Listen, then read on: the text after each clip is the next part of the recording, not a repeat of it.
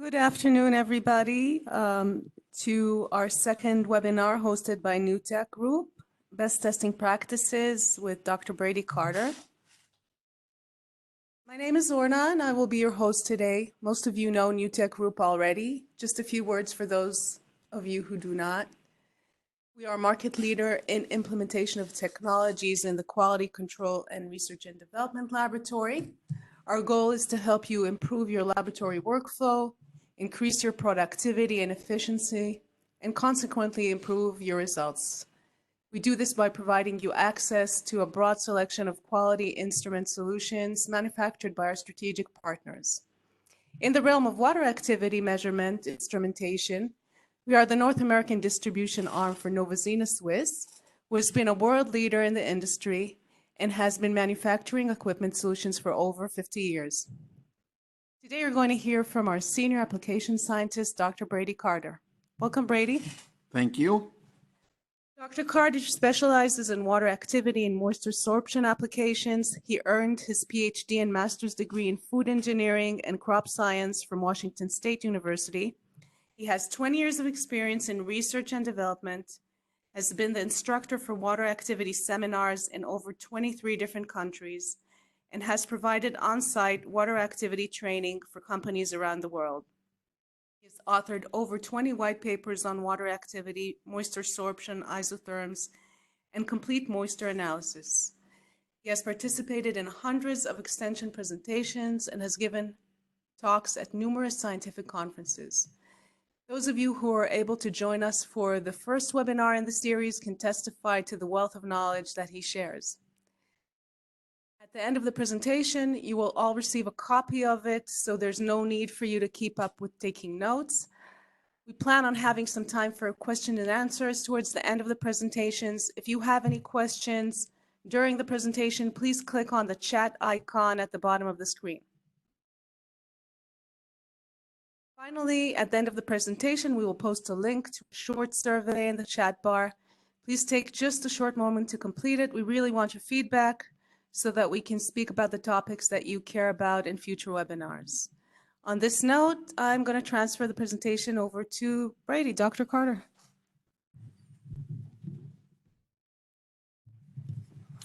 Thank you, Orna, and thank you, everybody, for joining us today for this virtual seminar titled Water Activity Best Testing Practices. And the goal for this virtual seminar is to be able to provide some insights and some ideas about how to get the best results out of your water activity instrumentation, some hints about ways to improve results as well as improve speed of testing, and help you in general be able to create your own standard operating procedure for water activity testing.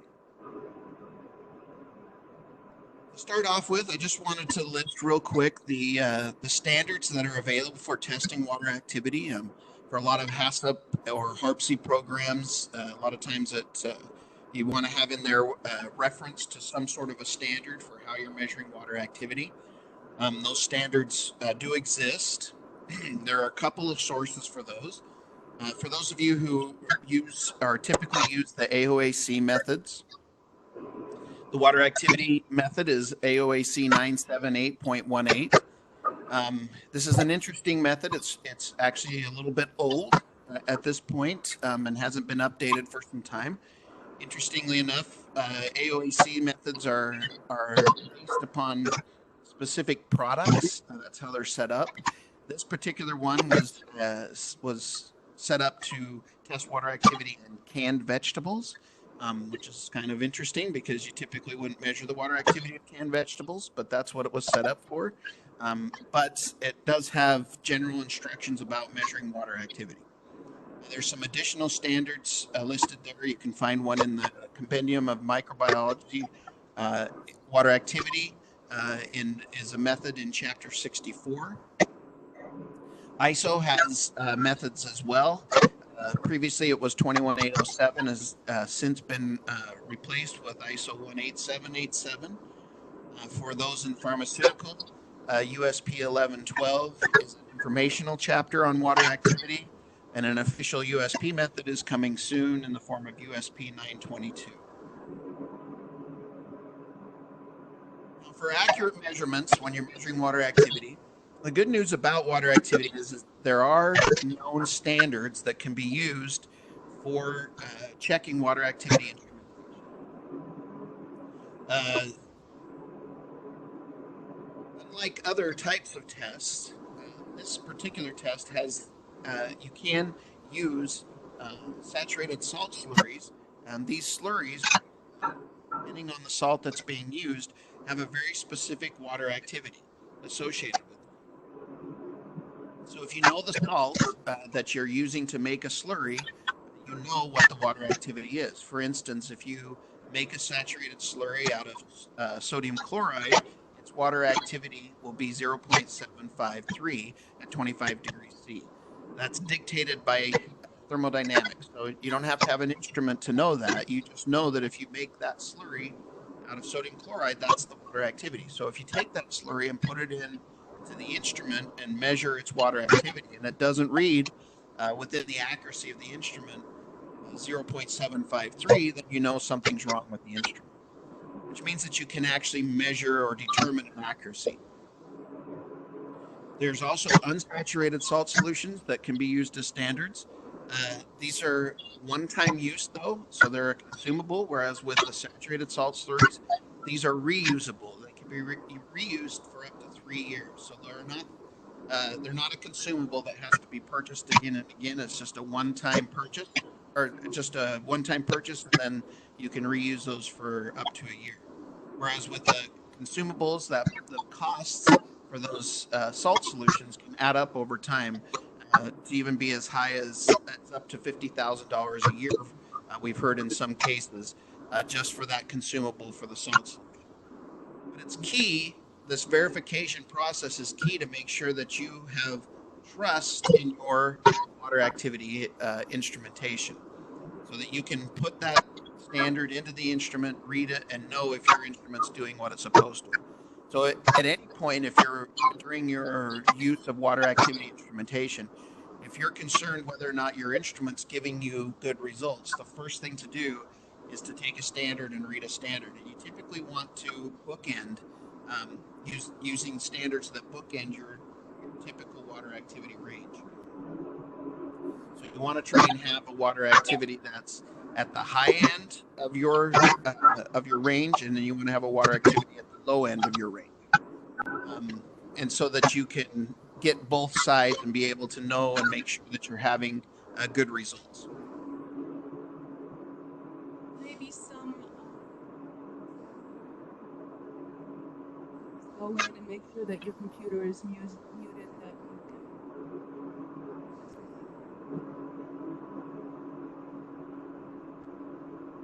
Okay. So the standards is very important to make sure that you have confidence in your results. So you want to set up a standard operating procedure so that that happens. Another key important part of water activity measurement is temperature. The temperature at which you measure water activity has an influence on what that value is. Water activity is temperature dependent. So if you change the temperature, it will change the value. That means that anytime you have a water activity value that you report, it has to be reported with a temperature.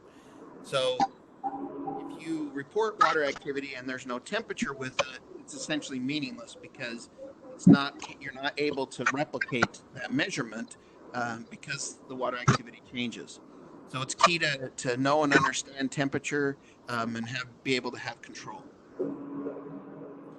In addition, in terms of sample preparation, you need to have a representative sample. You need to make sure that you're sampling and getting everything that you need to have in there to measure water activity. We're going to talk about some strategies you can use for sample preparation and sample presentation. And another important thing is that you prevent moisture exchange with the environment.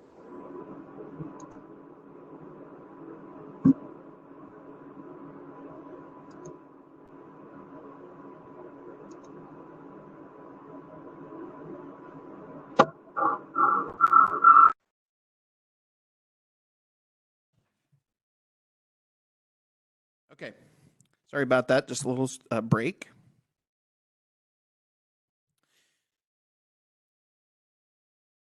Okay, so in terms of suggestions for verification, um, in terms of electrolytic sensor systems, these systems are very, very stable, so they don't require a huge amount of adjustment, or in fact, calibration should not need to be adjusted only maybe monthly or every couple of months, should you ever have to make any kind of adjustment to these systems.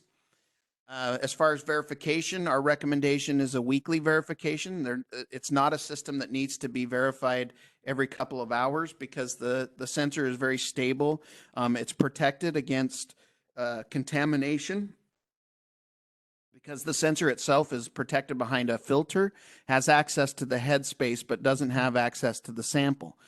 Whereas with a chilled mirror sensor system where you have a mirror that's actually being chilled to determine dew point temperature, that one you have to verify frequently because if anything gets onto the mirror, it's going to affect the reading. It could cause the reading to be incorrect because it depends on getting a correct dew point temperature off of that mirror to get a good reading and to get a correct reading. And so that one has to be checked because if you don't have any way of knowing if something has happened, if it's been contaminated. You more than likely will have to clean frequently as well to get it back into verification. So if you do a verification and it's not reading correctly, first thing you have to do is clean the sensor to try and get it so it's reading the way that it should. The hygroscopic polymer also needs frequent verification and calibration. Again, daily is recommended or more frequently if you have, especially if you're trying to cover a wide range of water activities. So if you're doing high water activity and then you're going to low water activity or vice versa, these have to be verified all the time because they suffer from something called hysteresis, where they don't wet and dry the same way. So you wet up and then you dry back down, there'll be a shift in the calibration that can sometimes be as quite large shift. And so those types of systems do have to be verified frequently and probably daily. You can see from this comparison, there is advantages to the electrolytic sensor in that it doesn't require the same level of verification as the other sensor systems. For saturated salt standards, this is what is recommended by AOAC, recommended by the ISO methods as well, to use saturated salt slurries. These can can be purchased from NewTek. They're reusable for up to 3 years, 3-year shelf life. They're available at multiple different water activity levels so that you can bookend. So you can get a standard that's below your typical range and a standard that's above it. Purchases of the higher level water activity instruments come with a supply of these salt standards when you purchase the instrument, and then additional ones can be purchased when you need them. But again, it's not going to be a cost that comes up right away because they're reusable for up to 3 years. So this really eliminates the cost of repurchasing consumables. And again, that cost can add up to as high as $50,000 a year just in salt solutions consumables. Here's just a little graph or a little table showing the different water activity levels for some of the salts. There's an extensive list available. This is from Greenspan from 1977. Where these were identified. So you can see here at 2 different temperatures, because this is, again, water activities temperature dependent. The lower water activities tend to be less, or the highest water activity tends to be less impacted by temperature, but it is important to know the temperature at which you're measuring the water activity of these standards. Typically, that's going to be at 25 degrees C, sort of the default or standard temperature for measuring water activity. But you can see here, if you do a slurry of lithium chloride, your water activity is 0.113 at 25 degrees C. And then if you do, for instance, a potassium chloride, it's 0.843 at 25 degrees. This is how you create a range of different water activities to check your instrument. So any water activity level that you need or that's particular for your product can be achieved using one of these salt slurries. A little bit more on temperature effect. So water activity does change with temperature. That means the sample temperature must be reported. So if on your current HACCP plans or standard operating procedures, you're not requiring the reporting of water activity or the temperature at which the water activity was measured, then that's something that you should add to your requirements or to your instructions, because it does need to be accompanied by a temperature. And because of that, temperature control is really important for consistency, especially for reproducibility and agreement throughout the year. So, for instance, if you're using a water activity instrument that does not have temperature control, then your water activity tests are going to be at whatever temperature the lab or the room is at the time when you take the test. And that can fluctuate throughout the year, as you're probably well aware. You may be taking tests in the summertime at 26, 27 degrees C, and then in the wintertime, you're taking them at, say, 21 or 22 degrees C. And so throughout the year, you're going to get changes in your water activity values just because the temperature at which you're measuring is changing. And so that's why it's always a good idea to have instrumentation that has temperature control. If the instrument's temperature controlled, you set it to, say, 25 degrees C, and then every test you take is at 25 degrees C, even if the room itself is fluctuating at different temperatures.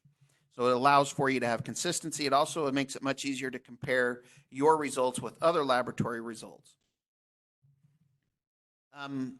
Typically, you want your sample temperature to be within 1 degree C of the set temperature when you place it in there. And the reason why is because if you put in a hot sample that's much warmer than the chamber, you create a condition where you can condense water on the inside of the chamber surfaces.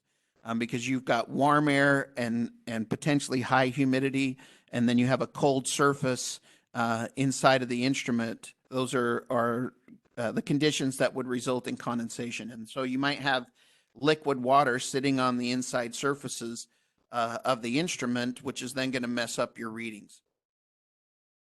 If you put cold samples into the instrument to take readings, this is going to extend your read time, because that sample's got to come to thermal equilibrium with the instrument.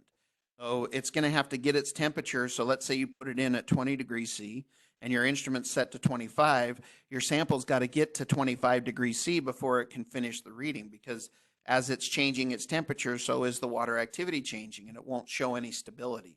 So that can lengthen your read times fairly significantly if you're always putting in a sample that has to warm up to the instrument. Ways around that, you can lower the temperature at which you read water activity, but you have to understand that that's reading at a temperature other than, say, 25 degrees C. So you just have to make sure that you, again, report the temperature at which you're reading the water activity. Or you can try and bring the sample ahead of time into where your instrument is, or even use external heating plates that can control to, say, 25 degrees C, so that the sample goes in at a temperature close to the instrument's temperature, and that will speed up the test times. Some other things to consider in terms of temperature. Having an understanding of how your sample responds to the water activity of your sample responds to temperature is really important. And the reason is because your sample may be made to a safe water activity. Say you're trying to control mold growth, which is at 0.7 water activity, and you manufacture your product to a very safe 0.65 water activity, and then it experiences abuse conditions. So while it's being stored, or maybe while it's being transferred in a truck, it may encounter conditions where the temperature's up in the 35 degrees C range or even higher. And what will happen to the water activity of your sample when that happens? Because there's the potential, since water activity generally goes up as temperature increases, but that increase is very specific to each type of product. So the water activity response to temperature is product specific. So you need to figure out what that is for your specific product. It's not something you can just look up and see what that change is going to be. It's something you have to establish for your product. The good news is that if you have a temperature controlled system like the LabMaster Neo that NewTek provides, this can control temperature from 0 degrees all the way up to 60. So you could put your sample in at 25 degrees C and run the water activity, and then without taking the sample out, adjust the temperature setting to say 30 degrees C, and you can read the water activity at 30 degrees C. And then without, again, taking it out, adjust it to 35 and read it at 35 degrees C. And you'll get an idea of what the temperature impact on the water activity of your product is. And you can even model this. It's modeled through something called the Clausius-Clapeyron relationship. So that if you were to find out what that change is at 3 different points, you can model that and then use that model to predict what the water activity would be at any temperature. And then know, are you in danger if you manufactured a 0.65 water activity and then at 25 degrees C and your sample goes to 35 degrees C, will it go above 0.7? Because if it does, then you can have mold growth. We're preventing it, but then just because of temperature change, it could put it in a situation where you could now have mold growth. In addition, when HARPC plans are being reviewed or HACCP plans are being reviewed, typically if somebody who's an inspector or who's auditing that is, if they're careful, they're going to want to see in there a temperature identified where you're going to measure water activity because of potential for change or difference. So it's always a good idea in any of these kinds of plans to identify the temperature at which you're going to measure water activity. Now, another important thing for maintaining the integrity of your tests is considering what happens if your sample's exposed. Now, if you were at our first webinar where we talked about what water activity is and went through some information about its theory, you would know that water activity and relative humidity are essentially the same thing. Water activity is equilibrium relative humidity. And in fact, when we measure water activity in a sealed chamber in the instrument, what we're really measuring is the relative humidity in that chamber that's at equilibrium with the sample. So since those two are related, that also means that the water activity of your sample and the relative humidity of any kind of environment that it's exposed to are also related. So that if you expose a sample whose water activity is low, at say 0.2 water activity, to a room whose relative humidity is 50% relative humidity, then water has to move from the room into your sample. So your sample is going to absorb moisture, and in the process, it will change its water activity as that moisture is taken up. And it will continue to change its water activity if left long enough in exposure until its water activity is 0.50. And so any amount of time that the sample is being exposed to the room, it's changing. Which means that if you allow that to happen for an extended amount of time, it's going to give you an incorrect reading. And there are some types of samples that will do this very quickly. They're very moisture sensitive. Crystalline materials, high fat materials, coated materials will all change to match whatever room humidity is. Their water activity will change to match room humidity very, very quickly because they don't have to absorb very much moisture to cause a big change in water activity because they lack water binding sites or anywhere for water to interact that would lower its energy. So any small amount of water that comes in contributes immediately to the energy of the water, making the water activity go up. So it's important when you're handling samples that you go from wherever it's sampled to the instrument as fast as possible. If you're not, then you need to put something on the sample to seal it up or create a moisture barrier. That may be that you want to put it in some sort of intermediate packaging. The cups themselves can hold the sample if you put the lid on. That lid is meant to be a temporary storage place for the sample, but those cups are not completely sealed. So you don't want to seal or try to store your sample for long term in those cups with the idea that you're going to read the water activity again later, because there is some leak in those cups, and so the water activity can change over time. So you want to make sure that you isolate your sample, prevent it from having extended contact with the environment around it so that it's not changing its water activity. So one thing you don't want to do is, say, have a sample whose water activity is over 0.7, where you're at that critical point for mold growth, and you're getting readings that are at, say, 0.68, but that's just because you've left your sample out in a low relative humidity environment, because it's giving you a false pass in terms of the water activity, where you think that it's okay because your test is okay, but then it gets sent out and the product molds just simply because the sample was impacted by the environment. So if you want to preserve samples for long-term testing of water activity, where you might keep a sample on the shelf, a check sample that you can test a little bit down the road. You want to see how much water activity changes with time, and water activity will change for some types of products. Even if you have it in a sealed container, there are relaxation processes that happen with manufactured products that will result in some redistribution of water that will can potentially change the water activity. So if you want to preserve samples for later testing, a recommendation is you put them in maybe a glass jar that's got a nice sealed lid on it, or something that has a seal point, or if you're going to put them in something like one of the cups, then you need to put some parafilm around it to seal that up. Whirlpack bags are not good storing bags for trying to measure water activity later. Twisting those up and putting the tabs over does not seal it up against moisture.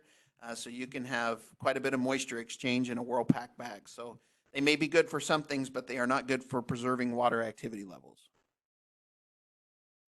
Now, there are some types of samples that require special consideration when you're measuring water activity.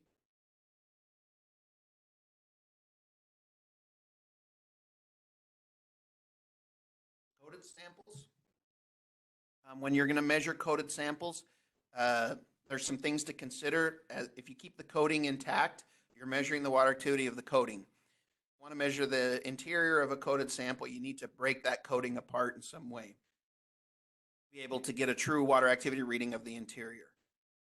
Slow equilibrating samples can be problematic because they take some time to be able to achieve vapor equilibrium. Some of examples of this are emulsions, glassy samples, and powders. We'll talk a little bit more about that, as well as what to do if you have volatiles. So for coated samples, again, if you leave the coating intact, you're just reading the coating. So if you want to get stable readings, the other problem with this, as I mentioned earlier, coated products, if the coating's intact, will go to room humidity very quickly if exposed. That's especially true of tablets, solid dosage tablets that are coated, or gel caps that are coated. And so it makes it difficult to get stable readings because they're changing so quickly to try and match the environment they're in. So to help with that, it's always good practice with these types of products to break that coating and to expose the interior, both because the interior may be at a different water activity, but also because you want to get a reading of the overall product and reduce that sensitivity to change that's just because of exposure to the environment. For slow equilibrating samples, some of these can require long equilibration time. A key point about water activity testing is that the most important step to measure water activity correctly is that you have to have achieved vapor equilibrium. So when you place your sample in the instrument and you close the lid and you seal up the chamber, that's essentially the start of the test. Now water molecules are coming out of that sample based upon their energy state and the energy, how much chemical potential energy they have to translate into kinetic energy, which allows them to escape into the vapor phase, and we measure that as an activity based on the number of water molecules. The only way that you can have a good measurement of water activity is if you allow that vapor equilibration process to occur and to complete. So there's no artificial way to speed up a water activity test to get a true result. If the only way that you can do that is by doing some type of a prediction. So to get a true water activity requires waiting for that vapor equilibration process. So good. Now, if you want to try and speed up that process, sometimes it is possible to do that with using some less stringent stability settings. But you have to do that with an understanding that there could be a consequence. There could be a change in the water activity or a level of error that's introduced because of that. And if you account for that and you understand what that is, and it's an acceptable level for your particular application, then it may be possible to speed up the test time a little bit, understanding that you may have not reached true equilibrium, but that your value that is going to be off by is going to be in an acceptable level. So in particular, if you're using the Lab Master Neo or the Lab Touch, these have selectable stability settings on them. And so you can choose, the typical ones are slow, medium, average, and fast. And that's referencing the amount of time that's required to meet a certain change in water activity before the test is going to consider that you've ended. So for instance, on slow mode, it requires a 0.001 change in water activity over a 6-minute span. So there can't be any difference that's greater than that. So achieving that is quite difficult, but it also assures that you have achieved vapor equilibrium. And so by setting it to that stringent, you're going to get much more repeatable results because you have full equilibrium. However, run it in then fast mode, and let's say fast mode gives you results that are off by 0.004 from what you would get if you ran it with slow mode. If 0.004 difference isn't going to be have a huge impact on your product, then it may be acceptable to run using fast mode. But it's critical that, and the nice thing about the systems provided by NewTek for water activity is that setting is adjustable. So you can know what kind of difference you're introducing by going to a faster method. Other types of systems end that based on a specific setting that is not adjustable by the user. So you have to accept the fact that when that test ends, that you've achieved vapor equilibrium. But that could be fooled at times, especially with these really slow samples, slow equilibrating samples. So it's something to be aware of. If it takes 40 minutes for vapor equilibration to occur for a product, then that's the time it takes to do a full water activity test. There's no way to shorten that because it's a property of the matrix. The more fat you have in your product, the longer it takes to equilibrate. The more the more glassy the sample is, the longer it takes to equilibrate. So there are things that cause that to happen, and for a particular sample, there's just no way around that. That's a property of the matrix itself. Now, if you have samples that have volatiles, volatiles can interfere with water activity readings in different ways, and almost all types of sensors have some sort of sensitivity to volatiles being present. Now, there are different strategies for being able to deal with that. With the chilled mirror sensor, those volatiles will co-condense on the mirror, and so it's not possible to read those volatiles with the chilled mirror system. The only option there is to go to a different sensor. With the electrolytic sensor that's provided by NewTek, there are filters that can be used and put in place in front of the sensor, between the sensor and the headspace, that will filter out any of these volatiles that may be present. And there are several different options depending on what type of a volatile you're dealing with. NewTek is able to provide guidance on what type of filter you might want to use for your particular situation. If you don't have volatiles, then it's not something you have to worry about. But if you do, you can still measure the water activity, even if you have high ethanol concentrations. You can still measure the water activity and measure it accurately at the same accuracy level at 0.003 in the Neo. You just have to have that filter in place to be able to prevent it from getting into contact with the electrolytic sensor. Now, in terms of sample preparation, the way that you prepare the sample, the most important take-home message for sample preparation is be consistent. If you set up a way of measuring your particular sample and you're happy with that, then the key is to just keep doing it the same way. Because the one thing you don't want is a different person that's preparing a sample doing it in a different way and introducing variation just because of how they handle or prepare samples. So identify a methodology and stick with it. The good news is that for the most part, for most types of samples, there's not a lot of sample preparation requirements. Place the product as it is into the cup, and then you take a reading and you get your water activity. And you don't have to worry about the amount of material. This is not a weight-based measurement, so there's not a certain mass requirement, nor do you need to know what the mass of your sample is going in. It's more about volume than it is mass. The cup size for water activity is about 15 mils, and you typically want to fill that cup about quarter to a half full of sample.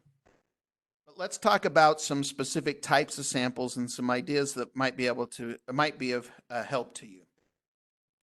So again, water activity is intensive property. You don't have to weigh any samples. You do need to have enough sample to equilibrate the water in the sample to the vapor phase. So that means you can't put one lettuce seed in a cup and then try to measure its water activity. There's not enough material there to dominate the headspace. You can measure all types of materials, liquids, solids, raw materials, finished product. You want a representative sample, and this will be important for multi-component products. But again, whatever you do, be consistent about how you prepare the samples. First step for sample preparation is to use a clean surface. You want to have a clean workspace. You don't want to introduce contamination, both into your sample, but also on the sample cups themselves. You don't want to have those setting on the countertop in some sort of a syrup or something similar, and then you place it in the instrument, and every time you place it in there, you're bringing stuff with it that's going to dirty up your instrument. We recommend using a clean sample cup each time. These cups are meant to be disposable, and you can purchase additional cups from us. The cost of the cup is less than the labor it would take to clean one. So in this case, it makes sense to just reuse the cups, plus you eliminate the possibility of introducing contamination by using a used cup or a wet cup that hasn't been dried properly. And so then you make sure after you sample, you don't want you don't want samples sitting on the outside of the cup that's going to cause problems or potentially contaminate the chamber. With the electrolytic sensor, because of its lack of sensitivity to contamination itself, your readings aren't going to necessarily be messed up, but it's going to cause some challenges for trying to get cups in and out. And so it's always a good idea to, of course, keep your testing chamber as clean as possible. For multi-component products, the challenge here is that with these multi-component products, you need to know the water activity for each of the different components. So if you have, for instance, a bar that's got a cut chocolate covering and say a peanut butter interior, to know the water activity of that bar, you need to have representation of both components. So you can see in this example, there's a cut made through the bar, and so you're getting both the interior as well as the outer covering. And that's typically how you would measure the water activity of any multi-component product, is you're trying to get a sample that represents the product itself. So in the nut bar situation, nut and fruit bar, you got to have some representation of the nuts as well as the fruit pieces, and then into as well as the bar itself or the granola. Now, if you're in a scenario where you want to know in these multi-component products, are the different components at the same water activity, because water activity is what drives moisture migration. Water moves from high water activity to low. So if you make a multi-component product whose components are at different water activities, you will have moisture migration until their water activities are the same. One thing you may want to know is what is the water activity of each of these components based on our current manufacturing methods. So In that case, you want to isolate the different portions. So you want to isolate the surface or the one component, and typically that requires that you cut it, and then you isolate on the one component, measure its water activity, isolate the other component, measure its water activity, and then you can do a comparison. If they are at different water activities, then you're going to have the potential for moisture migration. So for a cereal bar, for instance, for this type of a product, you just can basically take a cutting, make a cut of the bar itself and try to get some representation of all the components that are in there, and make some smaller pieces, put that into the cup. You don't have to cover the bottom of the cup necessarily. There can be spaces. So that sample would be sufficient for measuring the water activity of that type of product. Coated samples, again, if you leave them intact, you're measuring the water activity of the coating. So typically the best practice here is to just slice these. That can be a labor-intensive process for things like gel caps because they will get messy. So there will be some challenge with that, but again, you want to know what the water activity is of the interior as well as the coating itself. With something like a chocolate-coated raisin, here you want to cut through that coating and expose the raisin in the interior so that you're getting the water activity of both the coating and the interior part as well. For glassy samples, say like a hard candy, in this case, if you leave that intact, again, you'll just read the surface water activity, but it will also cause the reading to be fairly slow because it's difficult for water to move through these very low viscosity types of samples. So here in this example, just a simple crushing it in a mortar and pestle, increased surface area and exposure will both speed up the test as well as increase your repeatability.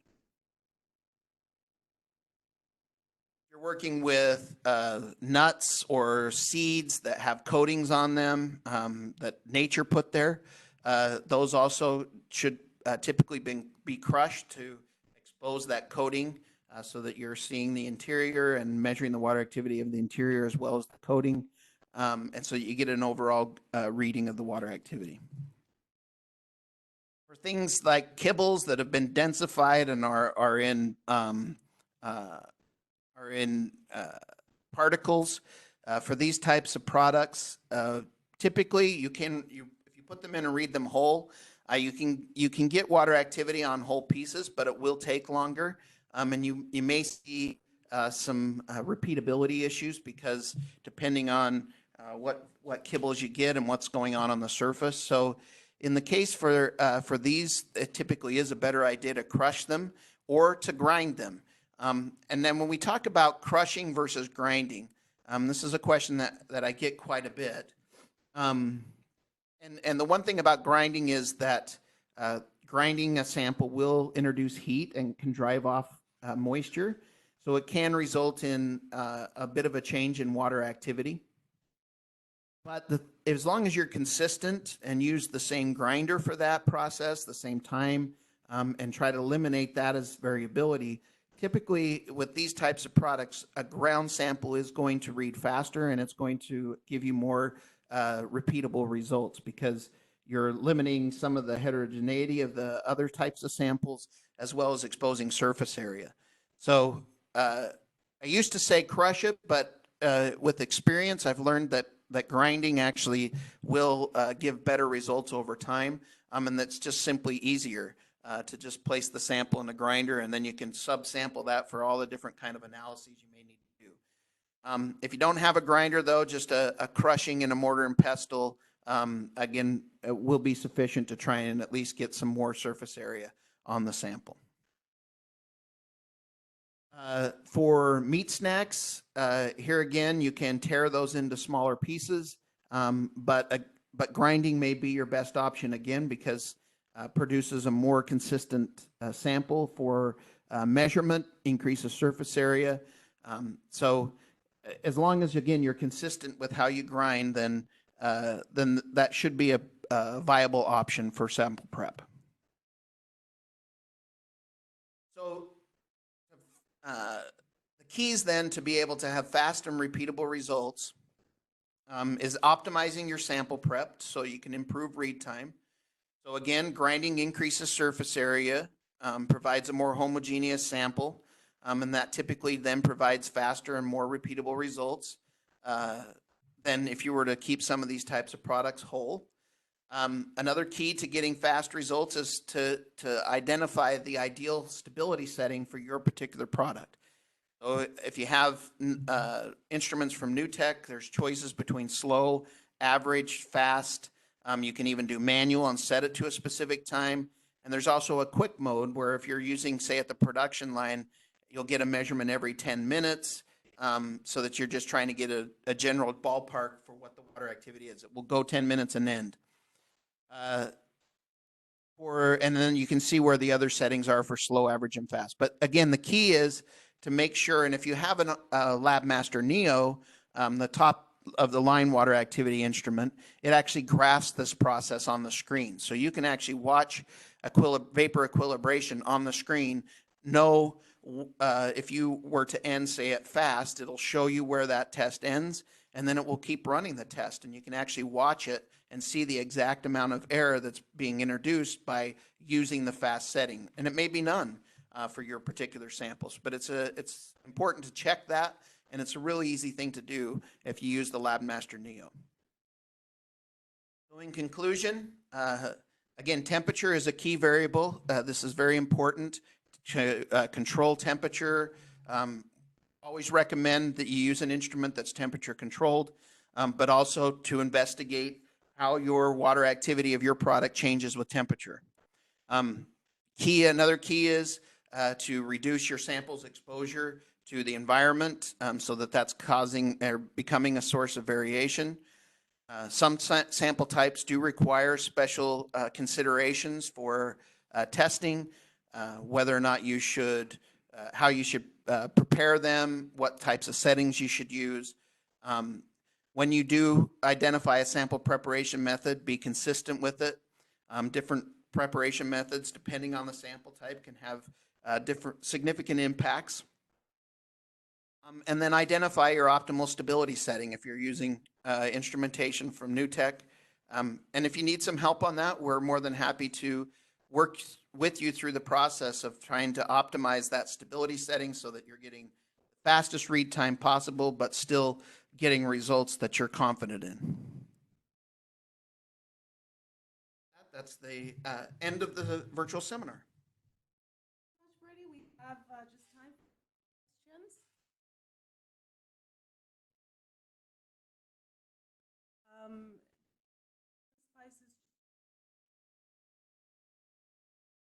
So in terms of there being different concentrations of oil, I'm not sure if that means different concentrations or different types, but in general, when you're dealing with samples that have oil or different concentrations of oils in them, lipids in general don't have a huge impact on the water activity per se, but they have an impact on the time that potential test can take to reach vapor equilibrium. So the more fat that you have in there, the harder it is for the water to move through. One question, though, that we do get quite a bit is if you're working with a sample that's high fat and you get high water activity, as I've had the questions often is, I have a high fat sample, there's just no water in here, but I have a water activity of, say, 0.90. How can that be? And it goes back to this idea of what water activity is. It's the energy of water, and it doesn't matter how much is there. It's whether or not the water that is present has something to interact with that's going to change its energy.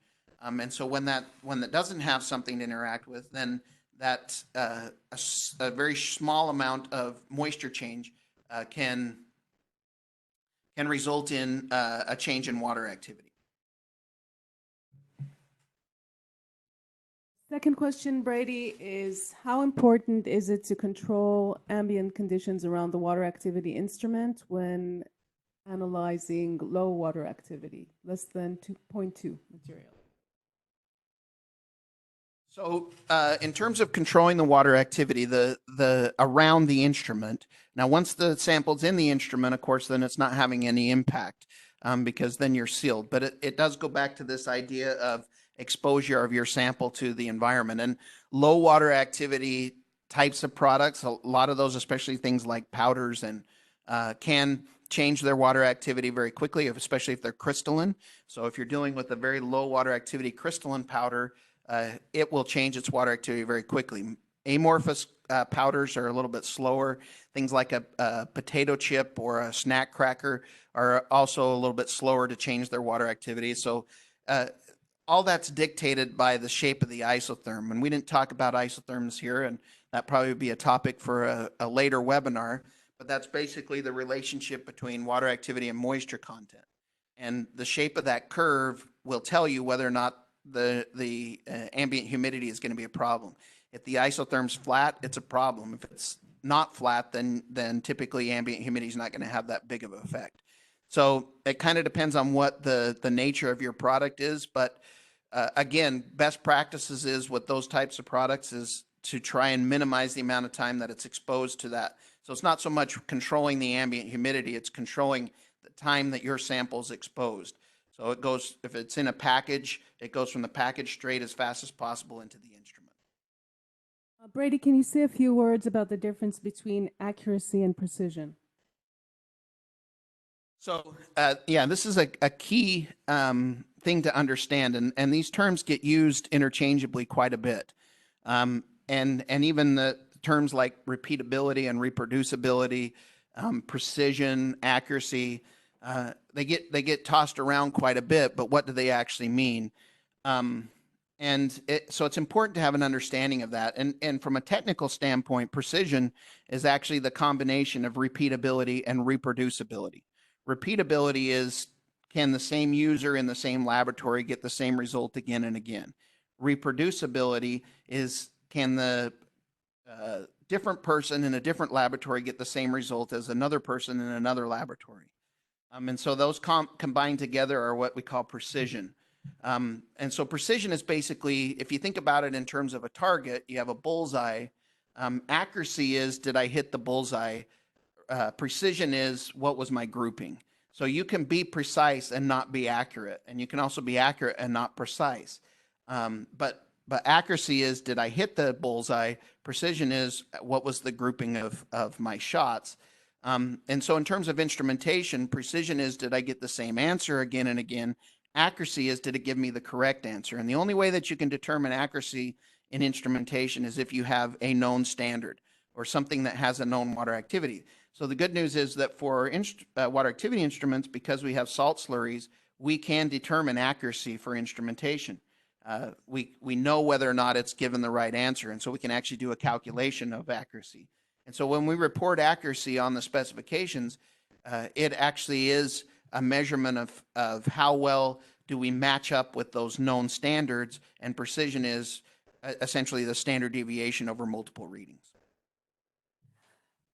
Thank you so much, Brady. For the presentation. Before we wrap up, please check the chat box for the survey link. We really want your feedback. That's also an opportunity for you to ask if you'd like Brady to reach out to you if you have individual questions that we weren't able to reach at this point. He's more than happy to answer your questions. Thank you again for joining us. We hope to see you in future webinars. Enjoy the rest of your afternoon.